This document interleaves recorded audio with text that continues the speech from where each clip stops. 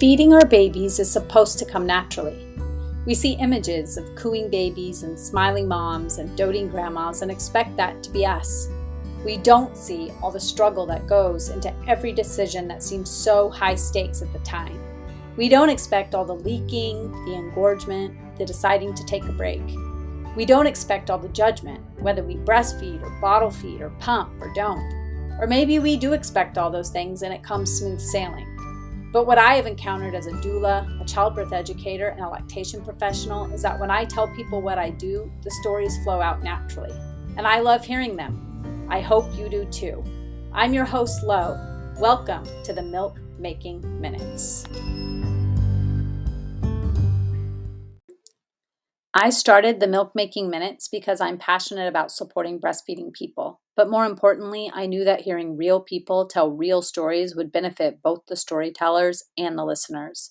I had this idea for 3 years before I launched. I asked so many people how I should begin, and Anchor came up repeatedly as the easiest way to launch a podcast. And I have not been disappointed. If you are passionate about a topic and have wanted to start a podcast, you can use Anchor to record and distribute your podcast. It's easy to use. You can use the editing tools right from the platform. You can distribute your podcast episodes seamlessly to listening platforms like Spotify and Apple Podcasts right from Anchor. And the best part is, it's free. And the tech support has been great too. Go to anchor.fm or download the app right to your phone to get started on your great podcast idea. Hi, Melissa. Welcome to the Milk Making Minutes. I'm so glad you're here. I'm so excited to be here. Thank you for having me. Yeah, of course. As we get started, I'd just love to hear you introduce yourself and your family. Yeah. So my name is Melissa. I live in North Central Massachusetts, and I have two littles. My daughter, Cortland, is 7, and my son Hawthorne just turned 6. And then we have a small farm. So we have goats, chickens, dogs, cats. Oh, awesome. That's amazing. Okay, I'll have to learn more about that offline because I also Yeah. live in North Central Massachusetts. Welcome. Yeah. Yeah.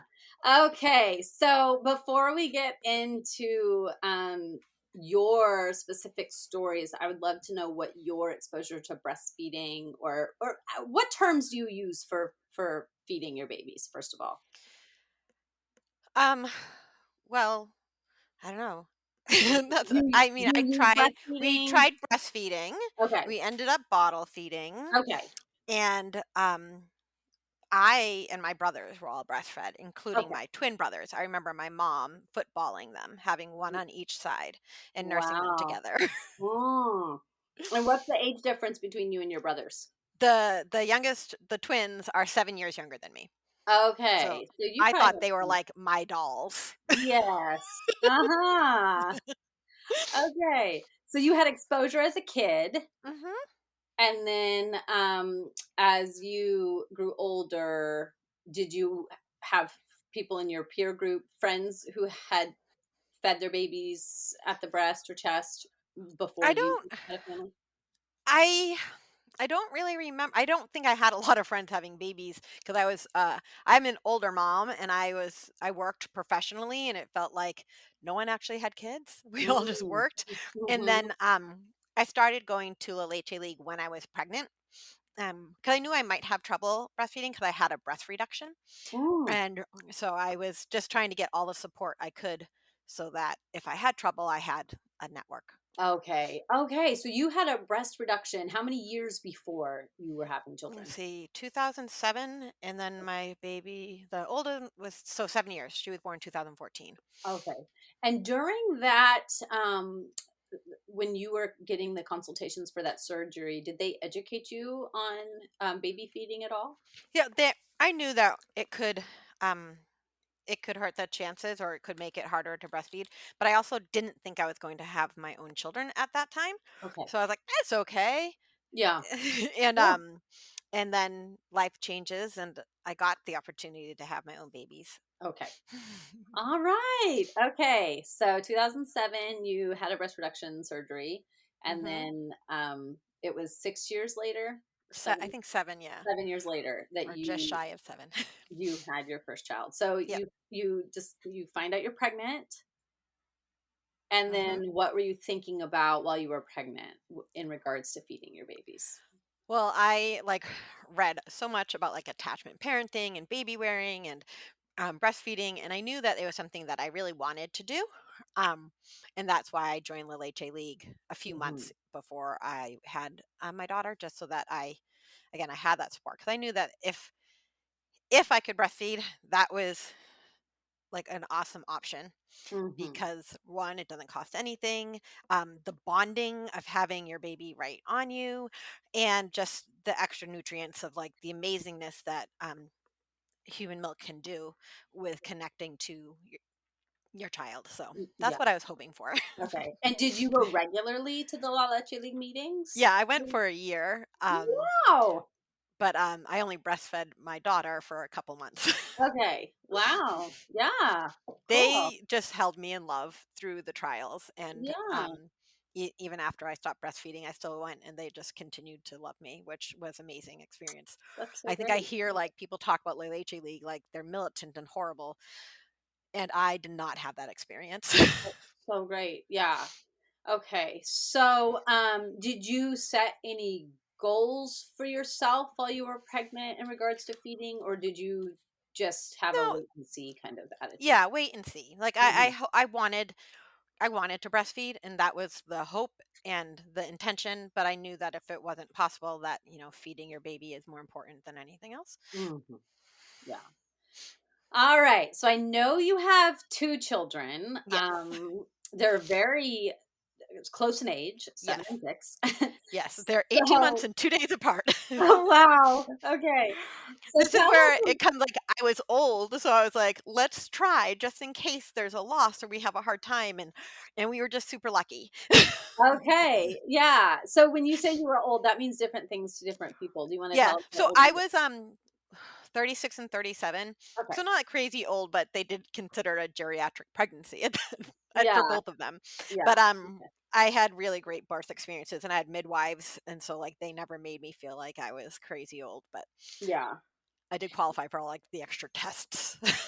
It's Yeah, it's funny. mostly I didn't even do them because I was like, I mean, I'll look at the cool pictures, but Yeah. Yeah, I was in my mid and late, 30s when I had my children, and I was considered geriatric here yeah. in Connecticut and Massachusetts, but one of Yeah. my good friends, she has 3 children, but did not even have her first until she was I can't remember if she was 40 or, like, really close to 40, and she lives in New York City, and it was, like, not even discussed, her age. It's so funny how Wow. because of where she lived, it was so Yeah. common. I also, like, I remember reading something, I think it was, like, Arlington, Massachusetts had, like, the oldest first-time mom Oh, age, really? and Wow. I was like, "Well, that makes sense." It's, like, a very educated area, so I could see Mhm. people, like, doing education and career and then being like, "Oh, we need to hurry up and do this Yeah. baby thing." Yeah, that's so fascinating. Okay, so with 2 children, do you wanna tell us about we can kinda go back and forth between the experiences, and you can Mhm.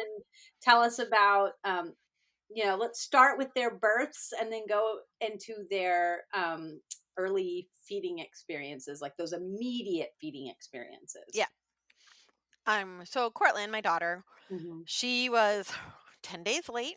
Mm. Um, Mhm. and my end of August baby. So people are like, "Are you feeling okay?" I'm like, baseline uncomfortable. It is 90 degrees and I'm Right, over 9 months pregnant. right. Um, and then I think one of my birthing time started around midnight and went in 19 hours. I was in a tub at a birth center for the Okay, majority of it. And then after water broke, there was meconium, and then they transferred me to the hospital, but okay, it was on the same campus as the birth cottage. So they literally put me in a wheelchair and pushed me across the parking lot. And okay, my midwife came with me. By the time I got checked in, it was time to push. okay. And then she was born and everything was fine. There was no issues with meconium. And so but they had to take her right away and Mm, check. And then I got her right away and put her on my chest. And I had a hard time feeding even in the hospital. So I ended up staying in the hospital 2 days, I think, because she was born in the hospital.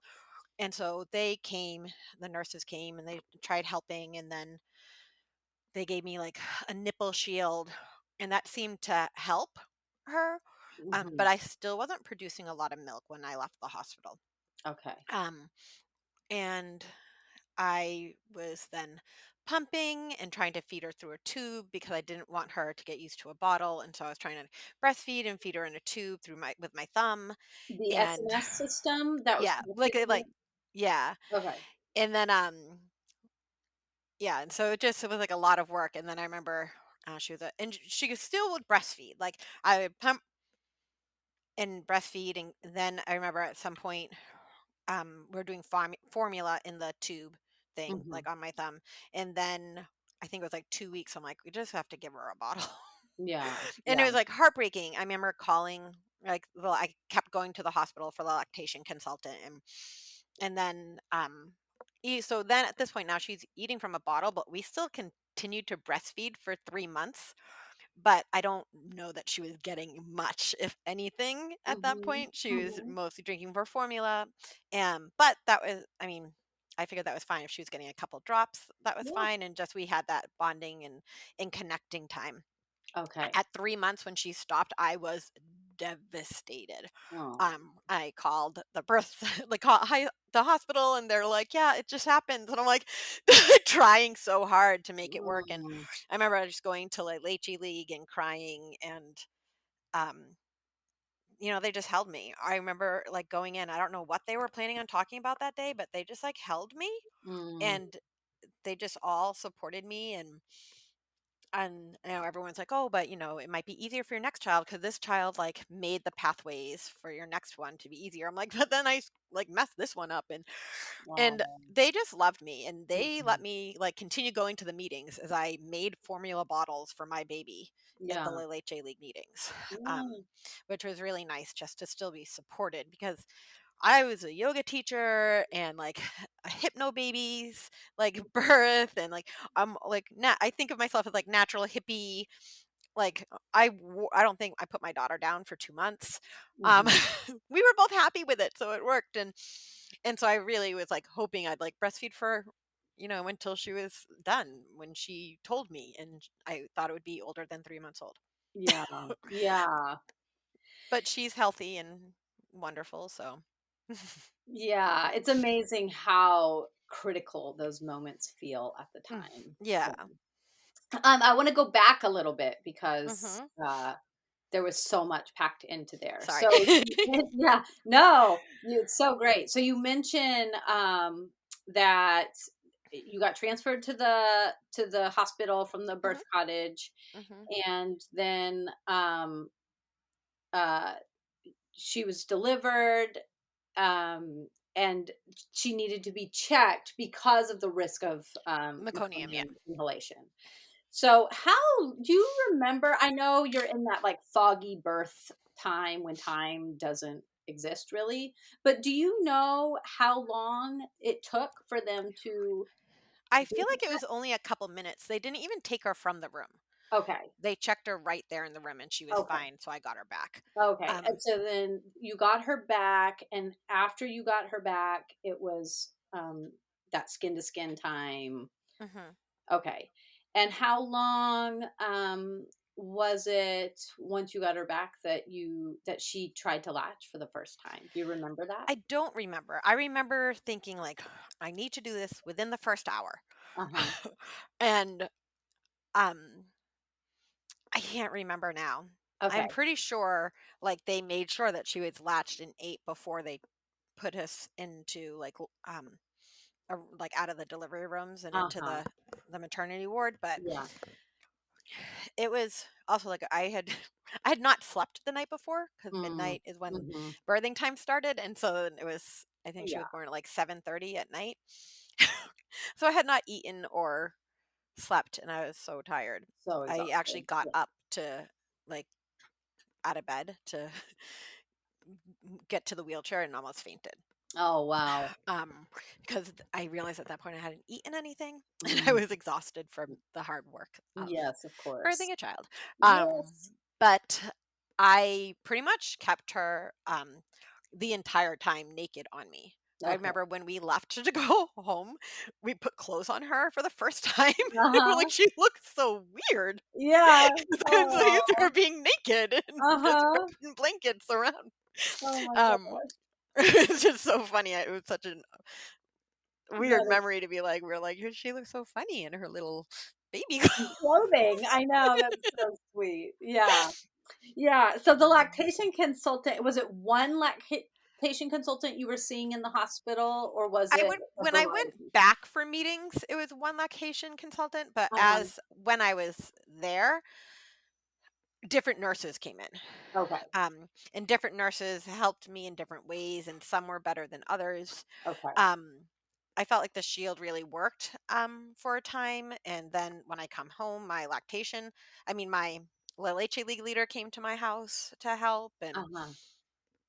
um, yeah, it Okay. yeah.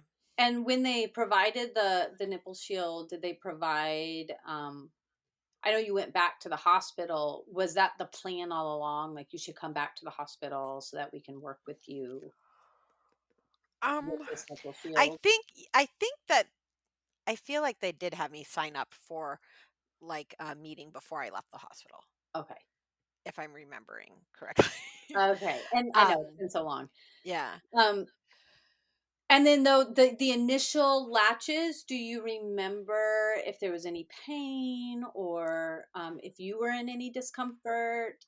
I don't I In the very, very beginning, I don't remember any discomfort. I just remember it being hard to get her to latch. And then when I put the shield on, she was able to latch much better. But then I Okay. also know that can make it harder for her to like it puts a layer between the two of you, which Right. makes Yeah. it more challenging.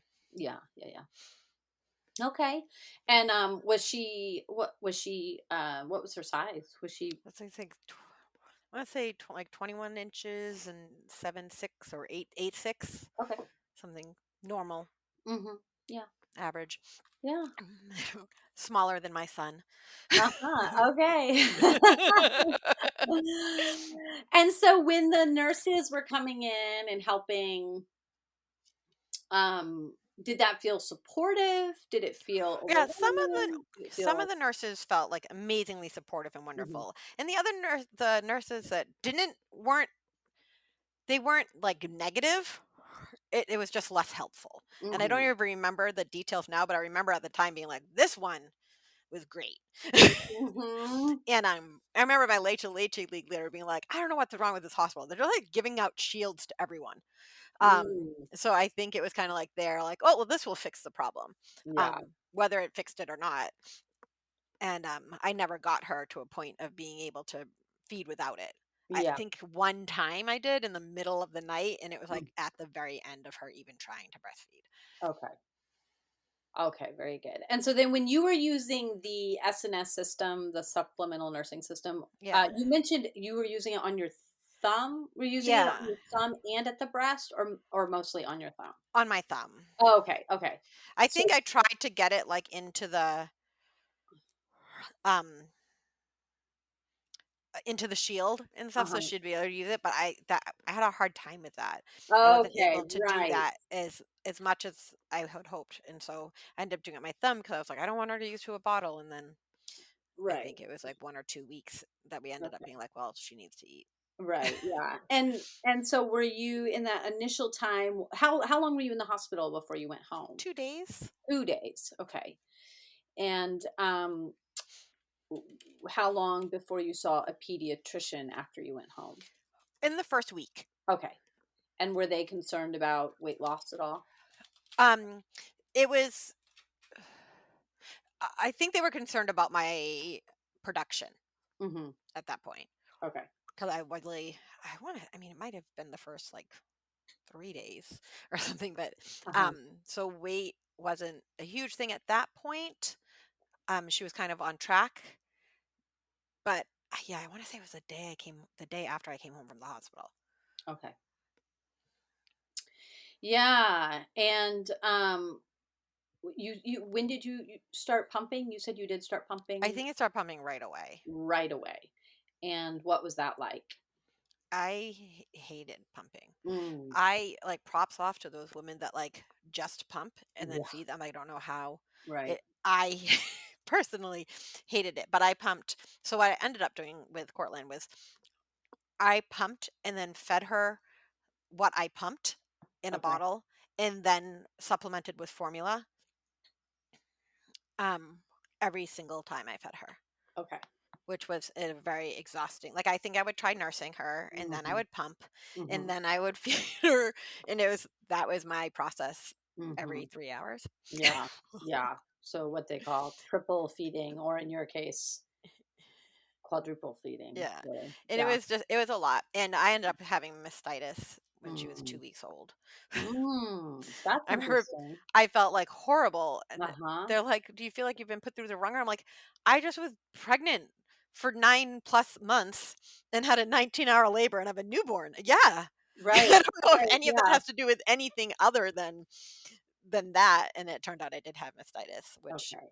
um, I Yeah, which is interesting because it means that milk was was there. there. Right. Yeah, Yeah. and I was pumping some, um, and that's not enough, and I don't know. The next with Hawthorne, I got a better pump. I got the hospital grade one instead of getting, like, my own pump, 'cause I with my insurance company, I could get a pump to keep, or I could get a hospital grade pump, to You could rent rent, one.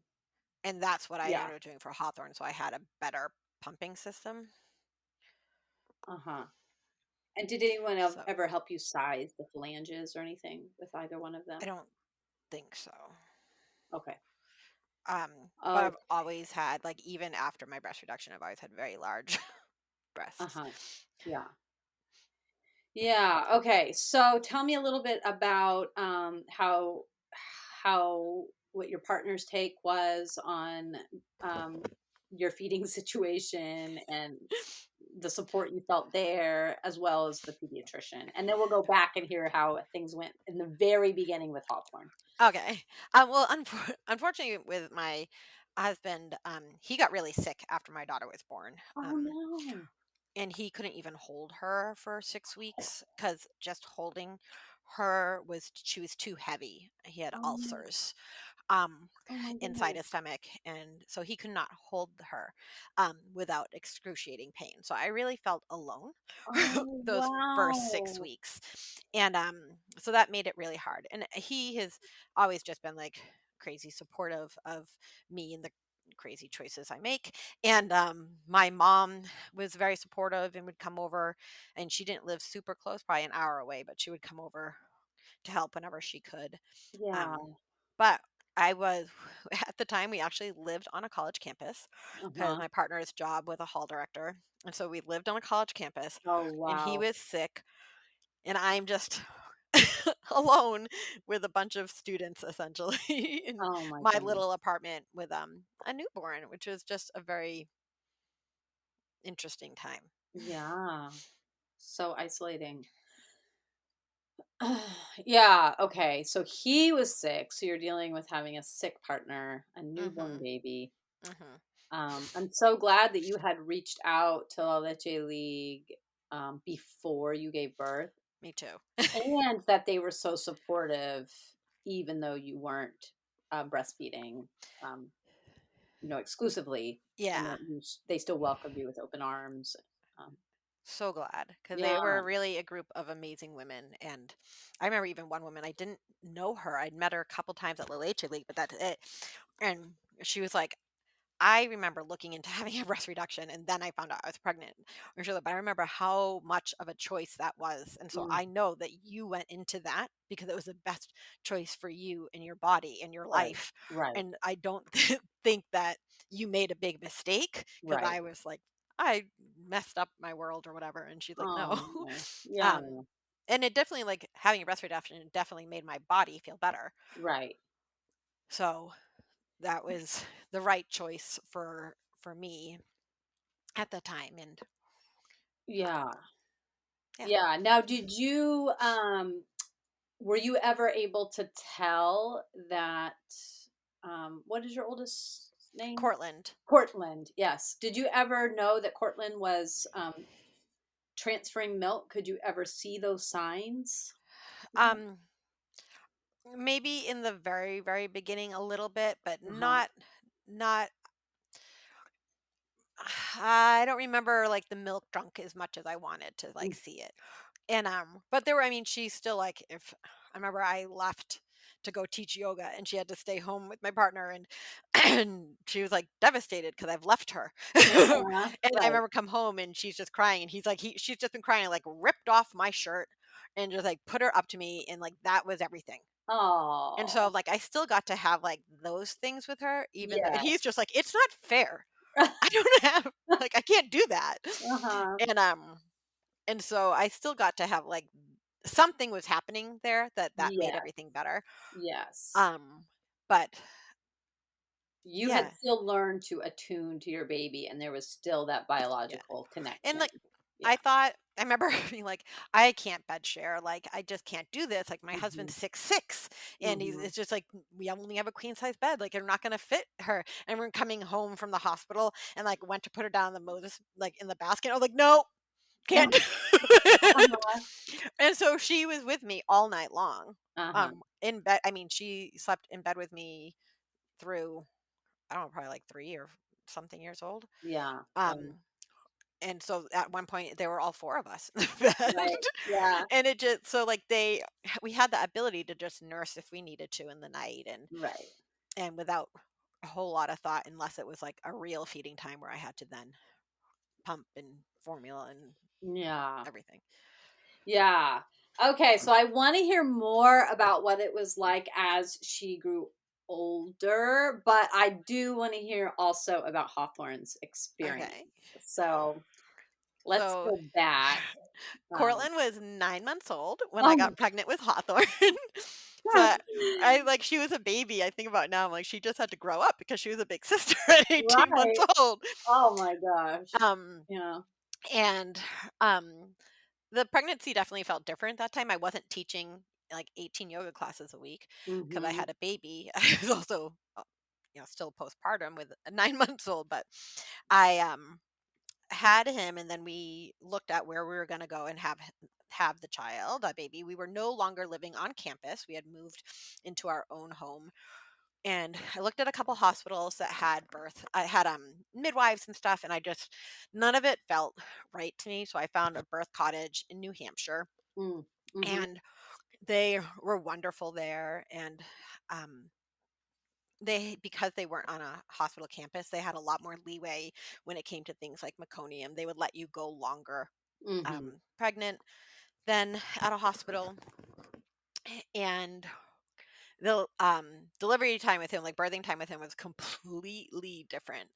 Um, I remember I'm 9 months pregnant on his like guest date. We were like hiking a mountain with 18-month-old Cortland, and my mom is like, "How are you doing?" I'm like, "Fine." The next day, she's like, "How are you doing?" And it was leap day, Mhm. and my brother was buying his house on leap day, and he's like, "Don't you dare try to one up me by Yeah. having a child on the day I buy my house."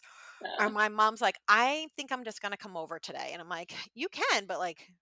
We're fine, like nothing's going on. And she's like, "I'm just gonna come over anyways." I'm like, Mhm. "Okay." And so she came over and she went and put Cortland down to bed, and then when she came down, what, a half hour later, my pressure waves were 2 minutes apart, a minute long. Okay. So it was like nothing to like full blown Yes. where this is happening. And Your mother had some intuition yeah, there. she knew. Thank goodness, because she lived an hour away. So if we Right. had to, And you it had to wouldn't. drive to New Hampshire. It wouldn't. And where I lived right on the border of New Hampshire at Okay. that time. So I mean, it was a 25-minute drive or Okay. 20-minute drive. So it wasn't so bad, but it wasn't. I wouldn't have made it. Yeah. And so we call a birth cottage, and they're like, "Yeah, get in here right away." And I couldn't even sit down on the drive because No. I think he'd already dropped. And we get to the birth cottage, and they're filling up the tub, and my water broke, and it was fine. And I get in the tub, and they're like, "Okay, we're hate to do this, but we can't hear him or like can't like check him or anything. Like, can you roll over?" And I'm like, "He's coming," and they're like, "Push." So within 3 hours of it labor starting, I had a baby, Wow. 23 inches, 9 pounds, 6 ounces. Wow. And what was your gestational week? I was the day after my guest date. Okay. So, like, pretty much right on when they expected him. Like, I thought for Yeah. sure I was having a March baby because Right. he was due the 28th of February, and Uh-huh. I'm like, "Corlin was 10 days late." Like, Right. and, no, February 29th at 11:13 or 11:16 PM, like, he Wow. wanted that birthday. That's amazing. And I laugh because Cortland took 19 hours, and when she wakes up in the morning, like, n it just takes her time. Mhm. And Hawthorne, 3 hours, and he wakes up in the morning, and it's morning time. Everyone should go Right. up. We should go. And I'm like, just Funny. just how you guys are. Right. Oh, wow. That's so neat. Yeah. I'm Okay, so you have him at the birth cottage Yep. in New Hampshire, Mhm. and, or they don't call themselves the birth cottage. It is the birth It cottage. is Yeah. also the birth cottage. Okay, I thought I so. think the actual one was called the birth center, but Okay. I end up calling everything a birth cottage Yes. because Yeah, I'm it's familiar just a with bunch of both midwives. places. Yeah. It's just a bunch of midwives.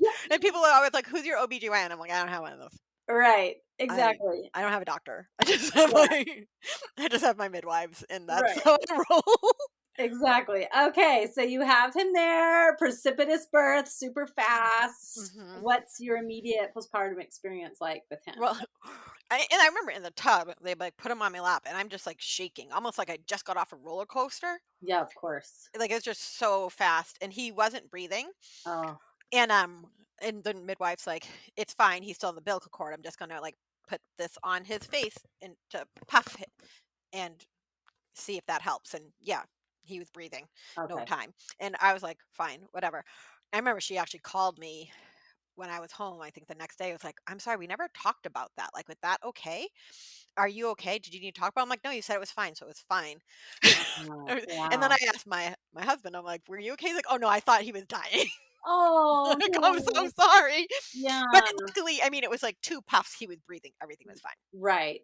Yeah. Um, and he was still on the umbilical cord, so everything was great. Then we Right. moved to the from the bathtub, we moved to the bed.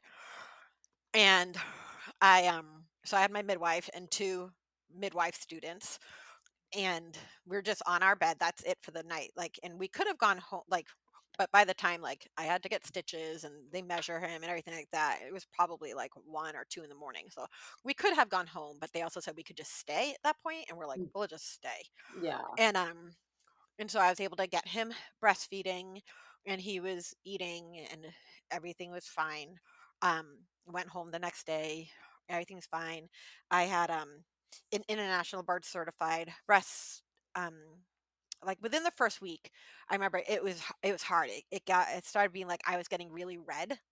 My nipples were really red, Mm, and it really hurt, and I was having a hard time, and he was pretty much feeding nonstop. mm, I remember saying to my husband, I'm like, "You need to be healthy this time. Obviously, I'm going to love you regardless. But if you're, we have an 18-month-old, and if I have to have a cesarean and I need to pick her up, I won't be able to.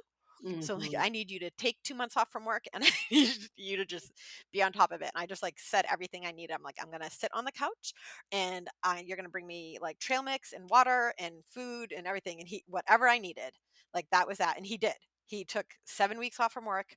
He just took Cortland and just kept bringing me food and water, mhm. which was great, and it was wonderful. And a much different experience than with Cortland, and Hawthorne just fed nonstop. And so when it started hurting, I remember calling and having an international board certified lactation consultant come to my house. Mhm. So she came to my house, I don't know, probably 4 times, Okay. and the midwives came to the house too a couple of times to do their postpartum check in and everything. And um, we did a lot of work trying to get him feeding, and I remember she like try to get him like down, like so his feet are down, like he's almost crawling up to you, and see if that angle. And I couldn't get that to work, and so I'm like pumping and trying to feed him again on my thumb with the system, Mhm. and then I'm nursing and trying to nurse, and it was just so much work. And I remember going to the doctor, and they're like, "How many?" Or not the doctor, the midwife. They're like, "How many times is he nursing?" I'm like, "Nonstop." They're like, "So like 10 times a day?" I'm like, "Nonstop." Yeah. Like, he is just constant, like, if he is not eating, he is screaming. Mhm. Um, and I realized they think that he had to eat nonstop because otherwise he wasn't getting enough. Yeah. And we he had a tongue tie, he had a lip tie, so he went and got both of those fixed, Mhm. and we went brought him to like cranial sacrum like adjustments, Mhm. and So um you got the revision done where? At a dentist? yeah, at in Lexington, Mass. Okay. Dr. Fawn At a maybe, and that was a so with dentist the office? yeah, it was in her Okay. office. He was a month old. Okay. And then the cranial sacral therapy, that's Was a done chiropractic at a chiropractor. office. Yep. Okay. Mhm. And so we did all that, and it was the same. like breastfeeding never really got easier. It's just kind of always constant. So I'm pumping and I'm breastfeeding and I'm using the thumb. But I never used formula with him. Like I was getting enough milk, Mhm. so there was enough milk, and the milk was coming out. It just he had a hard time getting it out. Mm. And Mhm. the tongue and the lip I mean, that's horrible. Like to Yeah. have to then you have to go and like rub the scars every 4 hours. Thankfully, Mhm. he's too young to remember, and my daughter was too young to remember the screaming throughout the night as I did Aw. this. And he ate all night long in bed, like with us. And then when my husband went back to work, and then I have now my 18, 19-month old, 20-month old, and the Mm. 2 month, 7 week old. Some like Right, yeah. it was hard. Just in general. I mean, that is a lot of work to Mm. have 2 that close in age, and I mean, I absolutely love it, and I'm so incredibly blessed, and they are so close now, so it's wonderful. But it was really, really hard at the time, and, when he went back to work, I couldn't feed nonstop, which is Right, also not it's not sustainable even if it's your only child. I mean, right. you need to be able to do something else. And he started losing weight, and I had the lactation consultant come back, and I remember she's like, my job, Melissa, I'm like, is to make sure everyone breastfeeds. It's like, she goes, no, it's to make sure people think that they've given it everything they had. Nobody needs to work this hard. Mm. You are going to like run yourself too thin. Mm. And it was like just devastating. But it is what it is, and I remember going to the doctor, and they're like, "So what do you wanna do? He's losing weight." I'm like, "Well, I guess I give him formula." At Mhm. this point, like, he needs to be fed, and then I was trying to at least pump once a day so that he could at least get that. So, like, once a day, he was getting breast milk on top of getting the formula, and then I think I did that for 3 months total, 3 or 4 months total, something, I don't remember now, right? But well, I started pumping blood, and I was like, "You know what? I'm just done. Yeah. I'm just done with this." And so Mhm. he had a bottle, and it's funny, not funny, interesting. When we got a bottle with him, it took us 4 different types of bottles for Mm. him to drink without leaking. Mm. So he just Mhm. never had the strong suck to be Yeah. able to do that himself. So it wasn't even at me that time. Like that time I had the milk, but he couldn't suck. And the first time, like she had the suck, but I didn't have enough milk. Yeah, yeah. But I have 2 healthy children, so Yeah. lucky me. Well, lucky you, and it's okay for both of those things to be true. Lucky Yes. you that you Yeah. have 2 healthy children, and how hard Mm. those experiences were that, you wanted so badly to feed breast milk, human milk to your babies, and you Yeah. did. You did Yeah. get to do that, and it wasn't the experience you wanted, Yeah. I you always know? like, I have a friend who, like, she breastfed until they had, like, breastfeeding ending parties. Uh-huh. But she didn't get to have the birth she wanted.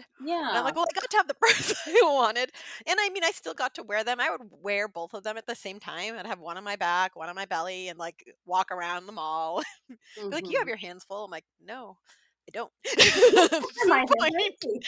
And so I still got to do all of the other parts, I felt like, of Yeah. what I wanted with them, Yeah. just not that one. Yeah. Yeah. Yeah. So, tell me a little bit about when you were pumping for both of them. Now we know that pumping output is not an indication of what baby is taking Yeah. in. Mhm. But I'm just interested to know because you were pumping to supplement your baby. What was your pumping output for both of the babies? Do you remember? Um, I don't. Okay. I know with Hawthorne, I had plenty. Uh-huh. Like, I had enough. I had Okay. plenty, and when, like, we'd weigh him before and after feedings, and he was definitely getting getting something, Uh-huh. not as much as they wanted so fast, but then I was pumping enough, like, I Right. could pump a Okay. bottle. So you weren't worried, like, when you pumped, you weren't worried, "Oh, man, Yeah, I wasn't it's worried, it it's a just couldn't shock," get or him just on. yeah, he just didn't No, have a strong suck. he didn't have a strong sock, and we Yeah. realized that fully when it took 4 different bottles to find one that he could drink from. Yeah. Okay. That worked for him. So I was like, okay, Okay. it's not me. And it still was like heartbreaking. I was devastated. I was sad. It took a long time to be able to like think about it and not cry.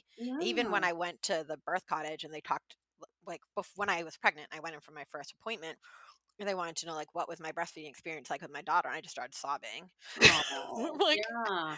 it it wasn't what I wanted, but now with some time Uh-huh. it feels a lot better, and I feel like I get to have, like, an amazing relationship with them now that, Yeah. still, like, we're still very close and very bonded. I mean, the other day, my daughter was upset, she's 7.5, and she's like, "Can you put me in the carrier?" And I was Oh. walking around with her on my back in the carrier. I So, have an 8-year-old, and there is no way he would fit in the carrier. I have the what are the little baby carry-on, the toddler one, so I think it's, like, 70 pounds or 60 pounds or something like that. So, I got yeah. That's And great. my son's like, "Wait, it's not fair." I'm like, "It's a lot to carry both of you at the same time now." It was Yeah, much different when you were both under 20 pounds. right. Yeah. Oh, and so when you were, kind of mourning the loss of the feeding experience you hoped for, Mhm. did you feel supported by, those in your circle, by your pediatrician, by your partner? Did Yeah. they give you the support Everyone you needed everyone just there? loved on me. Okay. And, I was yeah, everyone just loved me, and I had started, like, a baby wearing group after my daughter was born, and I tend to see the same thing in the baby wearing group. You get the breastfeeders and all this stuff, and, they just loved me, and, Mhm. and my everyone was supportive, like, no one said anything bad. I Okay. feel like I felt a lot of pressure, like I was supposed to be breastfeeding Uh-huh. because I think that's currently, like, the societal Yes. wish, and, I wasn't living up to that standard, and, everyone's breastfeeding pictures, I would hurt. Mhm. Um, and then I think too sometimes, like, with my, like, holistic background of, like, yoga and meditation and all this stuff, it's really easy to be like, "Oh, this isn't okay," but I actually never got personally, like, told or negative information from anyone. It's just, like, Mhm. what you see, and then that was really hard, and I ended up having really bad postpartum depression after my son, um, was born. Yeah. Well, maybe a year later or something, but and Mm. I don't know, like, how much I know I know my mom's like, "Are you taking your placenta pills? Make sure you're taking your placenta pills." Mm. Like, "Oh, to have a hippie mother." And, if it yeah, it was hard. Yeah. Yeah, for sure. So, so for both of your children, they received some amount of human milk until Mhm, about the 3 to 4 month mark. mhm. And then, do you remember the last experience of body feeding with each of them? Do you have those memories? Vaguely, Mm-hmm. um, yeah. Hmm. Of course, you never know it's the last. Right, I know. Yeah, I talk to Yeah, so many people. I talk. It seems to be pretty split. So many people are like, yeah, "Yeah, I have no idea," and others are like, yeah. "Oh, yes, it's the most magical moment of my life." No, and it wasn't magical because none Yeah, of my breastfeeding experience was right, magical, but it exactly. was Yeah, I'm I think more I remember at the point where I gave up, yeah, or right. maybe not gave up, but realized it wasn't Made a decision to yeah. change. Yes. Yes. And once you made the decision in both cases, I know it's hard. You're building up. I feel like Yeah. you build up to that decision. Like, Mhm. okay, I'm going to start the bottle of formula. I'm going to continue to pump. I'm going to continue to try to latch. I'm going to continue to see the lactation consultant. You keep trying all the Mhm. things. And then once you finally say, okay, I've done everything. Um, what was that like to finally make the decision? Well, with Cortland, I didn't really make the decision, um, That's because she good. just stopped, Yes. and, it was heartbreaking. I mean, it was Mm, so sad, but I mhm. do remember the first time I gave her a bottle, and I remember being like, "I need to be the one to do this because Yes. I have to," Right. and I didn't know why, but I knew that it was gonna, like, break my heart for someone else Yeah. to feed her, Right. which over time, other people did get to feed her, and it was fine, but that time, it needed to be me and her. Yeah. And then I do remember that day where she didn't nurse, and it was a Monday, and I'm calling the hospital, and I mean, it was she and I couldn't get her to latch, and that was that, and she Yeah. just wasn't interested in it. Right. Yeah, and did you get any support, or education around paced bottle feeding and the best ways to bottle I feed? essentially bottle fed like I breastfed. Okay. So I And didn't follow this like every 3 hours they need to eat 8 ounces or whatever it is. mhm, I fed them until they were done eating, and uh-huh. then when they were hungry or fussy, I fed them again. And did that come from your own intuition, or did that I come from somebody educating you about I think how to that came feed? from my own intuition, and I Okay. had done so much reading about, like, attachment parenting and following baby's lead that it just made sense. I Yeah. think a lot too when I was reading about attachment parenting, and, like, it taught me so much. Dr. Sears, like, people love or hate him, and I'm like, what I learned most from him is, like, trust yourself, Yeah. and whatever that is. Yeah. Like, whatever's working for you and your family is what like, I didn't wanna, like, push something that was not working, and so, yeah, I would feed, and if they wanted more, they got more, and if they were done, they were done, and Yeah. if they were hungry a half hour later, they ate again. Yeah. And did you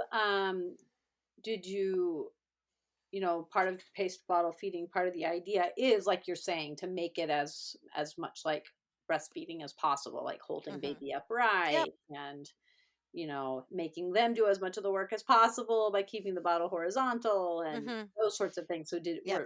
was that a part of your Yes. routine? Yeah. Yeah. Looking into their eyes, like all those Mhm. things that we Yeah, it know. was just the same, Mhm. except that with a bottle. Yeah. Yeah. Yeah, so as we wrap up here, I would love to know what was the worst baby feeding advice you were given? Worst babysitting advice. I don't know. Probably when I think when I got formula from the doctors and they were like, "This is the feeding schedule you're supposed to follow," Mm, and I just mhm. ignored it completely. Yes. Yeah. Well, I was like, "I don't do that." Right. Yeah. Schedule? Yeah, What's a like, I schedule? don't know. Yeah, Yeah. yeah. I mean, we don't even have a schedule now, I feel like, because we homeschool, and it's like, Right. Yeah. like, we're gonna get jammies off at some point today. Right. Right, exactly. Great. And then what was I heard some great advice, earlier, so this might be it, but maybe you have something else that the lactation consultant told you when she came to the house. But what do you think was the best advice you were given? I think it was probably the permission, Uh-huh. to let go. Uh-huh. Um, and it was. I mean, it was really hard, and but when she just said, like, "Nobody has to work this hard." Mhm. I'm thinking I'm failing, like, I'm not doing something right, and she was Mhm. just like, "No."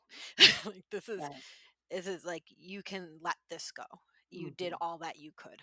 Right. And, it wasn't easy, but it gave me permission. Still didn't want to, but it was nice. I'm like, well, a professional whose like job it is to make people breastfeed is saying it's okay. Right. Um, it was good, Yeah. Yeah. but no, Great. I don't know. Well, are there any resources that really helped you to, you know, feed for as long as you did or feel good about adjusting your goals that you think would be helpful for people listening Well, to I get loved access? pretty much like all of Dr. Sears' books. Mhm. Um, I read them all. I think Mhm. I just found him to be so helpful in this, and his wife's books. Um, I found it to be really helpful, and following your lead, following your own intuition, listening to your baby. Mhm. And so that helped me know that it was Mhm. okay. Mhm. And Lil HA League was great. I'm like super lucky. I had such a wonderful Lil HA League. And yeah, that's probably in like looking for board certified lactation consultants to Yeah. someone that knows how to help. Yes, absolutely. Great. Well, thank you so much for sharing your stories. I know they'll be so helpful for people trying to process their own stories or listening in preparation for feeding their own babies. Yeah, thank you for having me. Of course.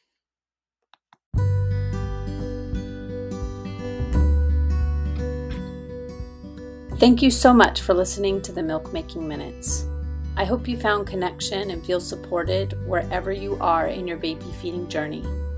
The views expressed in each interview are deeply personal and sacred, and I'm so grateful to each person who was generous enough to share their story. It is also true that those views are solely theirs and do not necessarily reflect my opinion or advice as a lactation supporter, and this podcast does not qualify as medical advice. If you are struggling to feed your baby, please seek out the support of a local IBCLC.